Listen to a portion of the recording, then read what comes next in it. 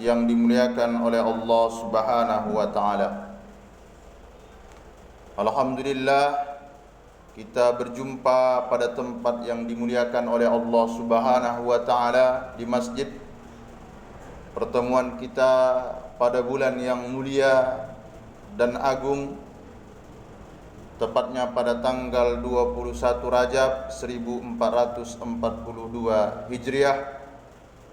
Mudah-mudahan rangkaian nikmat ini akan kita bawa dalam rangka mendekatkan diri kepada Allah Subhanahu wa taala dengan melaksanakan salat fardu Jumat secara berjamaah. Mudah-mudahan Jumat kali ini adalah Jumat yang terbaik di antara sekian banyak Jumat yang kita lewati. Adapun judul khutbah pada kesempatan kali ini yaitu makna lillah. Seringkali kita mengatakan lillah, bagi Allah. Pada Jumat yang sangat singkat ini sedikit kita akan kembali belajar nilai yang terkandung dari ucapan lillah. Dan ini sering sekali kita sebutkan, yaitu surah Al-Fatihah. Alhamdulillahi Rabbil Alamin. Lillahi Rabbil Alamin. Bagi Allah, Rabb. Rabb di sini artinya yang mengatur. Yang mengatur alam semesta ini. Semua yang ada ini semuanya tunduk pada aturan Allah Subhanahu wa taala, bahwa kudrat, kekuasaan, iradat, kemauan dari Allah Subhanahu wa taala.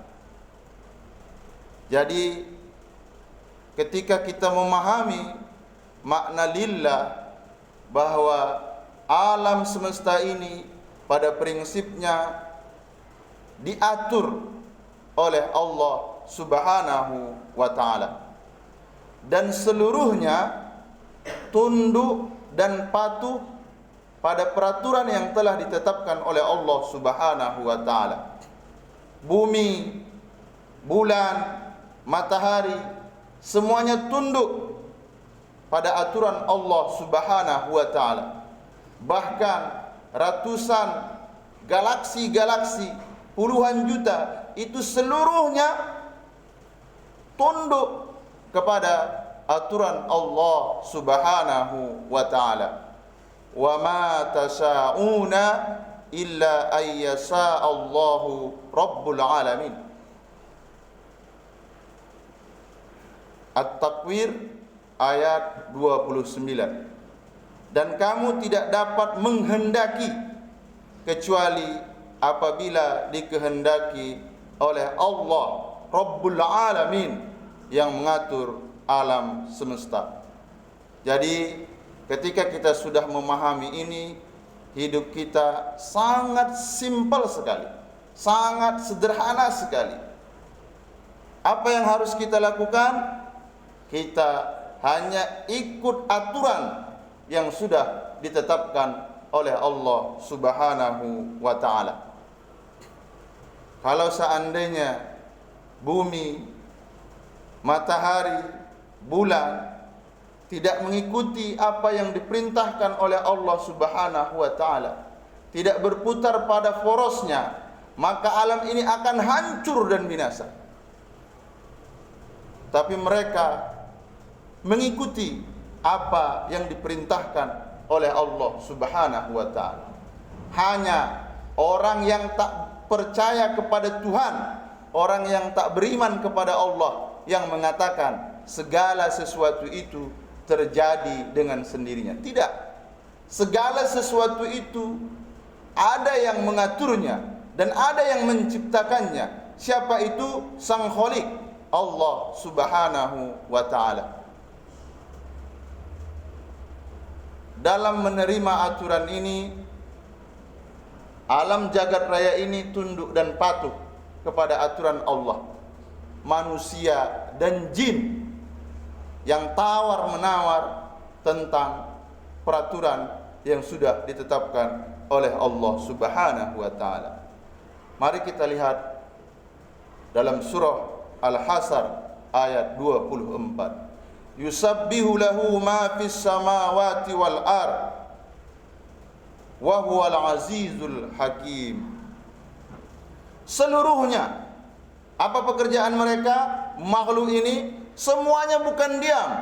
Semuanya melakukan tugas-tugasnya. Tugas pertama mereka yaitu yusabbihu lahu ma fis samawati wal ard. Seluruhnya bertasbih mengagungkan Allah Subhanahu wa taala. Wa huwal azizul hakim. Allah yang maha perkasa, Allah yang maha bijaksana. Allahu akbar. Makhluk yang paling kecil dalam di antara sekian banyak makhluk, manusia ini yang terkadang masih ragu dengan peraturan yang sudah ditetapkan oleh Allah. Kalau seandainya kita tidak mampu, kalau seandainya kita belum memahami lillah bahwa kita ini berada dalam peraturan Allah Subhanahu wa taala, mengikuti aturan main yang ditetapkan oleh Allah, maka terjadilah stres yang sangat luar biasa. Depresi. Bukan hanya itu, bahkan ada orang yang mati bunuh diri. Kenapa? Karena mereka tidak sanggup, tidak mampu, berontak. Berontaknya bukan kepada dirinya, berontak kepada Sang Khaliq, pencipta alam ini, bahwa yang diberikan oleh Allah menurut penilaian dia tidak baik. Siapa kita? Kita adalah manusia. Manusia ini berada di mana? Di bumi. Bumi aja patuh dan tunduk kepada aturan Allah. Beraninya kita menolak kudrat dan iradat Allah Subhanahu wa ta'ala. Ketika kudrat dan iradat Allah itu berlaku, apa yang bisa kita lakukan? Kita tak mampu merubahnya. Lalu apa yang bisa kita lakukan? Kita sekedar berdoa, ya Allah, laksanakan kudrat dan iradatmu, namun berikan kami kesabaran, berikan kami kecerdasan dalam menerima takdirmu, berikan kami keikhlasan, berikan kami tawakal yang baik, dan berikan kami husnuzon, persangka yang baik terhadap kudrat dan iradahmu.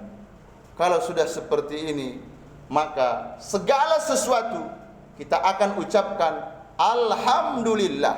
Apapun yang terjadi di bumi ini, ucapannya tetap alhamdulillahi rabbil alamin. Musibah itu hikmah. Kematian itu merupakan ampunan dosa. Dengan masalah itu tanpa disadari, ini adalah salah satu cara Allah Subhanahu wa taala untuk menghapuskan dosa-dosa kita. Maka Rasulullah menyampaikan, kalau antum, wahai para sahabat-sahabatku, mempunyai banyak masalah, apa yang dikatakan oleh Rasulullah sallallahu alaihi wasallam? Tolong tanyakan dirimu. Banyak masalah di keluarga, banyak masalah di tetangga, bisnis yang tidak lancar, perekonomian yang curat marut, anak tidak patuh terhadap orang tuanya, ayah durhaka, istri melawan, terjadi perselingkuhan di mana-mana. Jangan salahkan orang lain. Tanyakan dirimu, apa dosa yang telah engkau lakukan di hadapan Allah Subhanahu wa taala. Kalau sudah persepsinya seperti ini, maka nanti kita akan nyaman seluruhnya. Kita hanya mengucapkan alhamdulillahi rabbil alamin. Mati sekalipun, mati adalah hal yang sangat ditakuti. Apalagi kematian itu merenggut, mengambil orang-orang yang paling kita cintai dan kita sayangi dalam hidup ini. Tapi ketika orang mukmin paham dengan makna lillah, coba sedikit kita merenung. Kita solatkan dia hanya 4 takbir. Di takbir pertama ada orang mati, kita tetap mengucapkan di takbir yang pertama itu ucapan Ummul Quran, surah Al-Fatihah, Alhamdulillah. Coba bayangkan, mati sekalipun ucapannya tetap Alhamdulillahirabbil alamin. Kenapa? Karena ia paham kudrat dan iradat Allah tidak bisa ditentang. Kita hanya berpikir positif, berpikir baik, berprasangka baik bahwa ini adalah yang terbaik menurut penilaian Allah Subhanahu wa ta'ala. Ma'asyiral muslimin, jamaah salat fardu Jumat yang dimuliakan oleh Allah Subhanahu wa ta'ala. Banyak orang ketika mencari sesuatu kesenangan, mencari satu ketenangan, ia tidak indahkan aturan Allah ini. Dan ini disinggung dalam Al-Quran, yaitu wa man a'rada an dzikri fa inna lahu ma'isatan donka wa nahsuruhu yaumal qiyamati a'ma. Ada orang yang ingin mencari ketenangan lalu tidak mengingat Allah, lalu melalaikan Allah, lalu tidak ikut sertakan Allah, ia cari jalan lain keluar dari prosedur yang sudah ditetapkan oleh Allah. Tenangkah dia? Tidak. Fa inna lahu ma'isatan donka. Maka pada prinsipnya secara zahir iya, kita lihat ia senang, tapi batinnya, hatinya tidak bakal menemukan ketenangan. Kenapa? Karena ia mencari jalan yang tidak diridhoi oleh Allah Subhanahu wa ta'ala. Dari khutbah Jumat yang sangat singkat dan sederhana ini ada pesan moral. Ketika kita membaca Alhamdulillahi Rabbil Alamin, ya Allah, kita kembalikan semuanya ada yang mengatur. Kami ini dan seluruh alam semesta ini pada prinsipnya tunduk dan patuh pada kudrat dan iradat-Mu. Bantu kami ya Allah agar kami bisa menerima sisi-sisi positif, menerima nilai-nilai yang terkandung hikmah setelah Engkau tetapkan kudrat dan iradat-Mu kepada hamba-hambanya. Fa'tabiru ya ulil albab la'allakum tuflihun.